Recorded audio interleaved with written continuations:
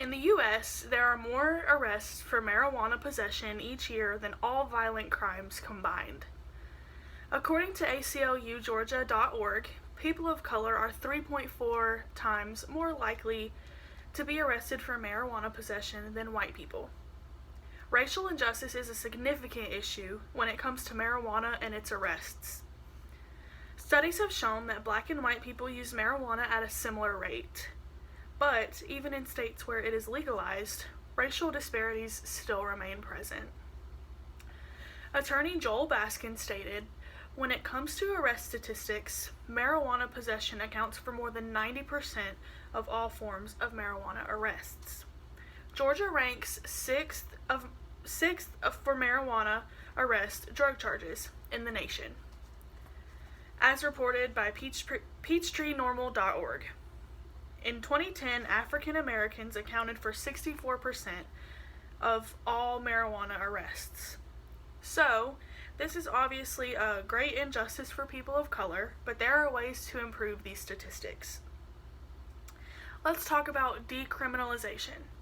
This is to not be confused with legalization, which, in my personal opinion, would solve even more issues, but that's another topic for another day.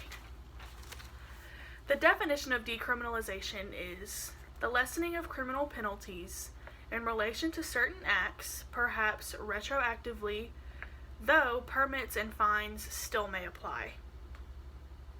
The process of decriminalization of marijuana would still make cannabis illegal, but if a person has less than a certain amount, they could avoid life-altering collateral consequences a criminal record carries.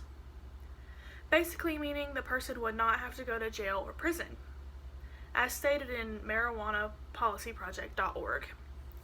Also, according to the MPP.org, on June 15, 2020, the Georgia Senate Democratic Caucus proposed the Georgia Justice Act, a broad measure that includes more than a dozen provisions to address police brutality and racism.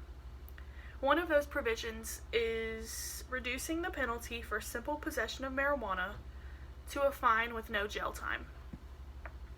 A few examples of states where cannabis is decriminalized are Alaska, Hawaii, Illinois, Maine, Ohio, Vermont, Washington, and quite a few more. Hopefully Georgia will follow in their footsteps.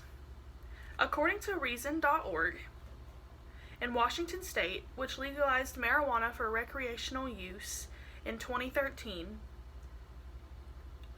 the number of low-level court filings for marijuana fell by 98% between 2012 and 2013. This change is drastic and lowered crime rates exponentially. Obviously, decriminalization won't stop all crime due to marijuana. Violent drug charges and distribution of cannabis would still be relevant problems. The decriminalization has also been able to help with the rates of other drug usage. In a few states, there were significant reductions in the use of opioids following the law changes of cannabis. Decriminalization will not magically solve all of our racial inequalities in our country, but it is definitely a step in the right direction.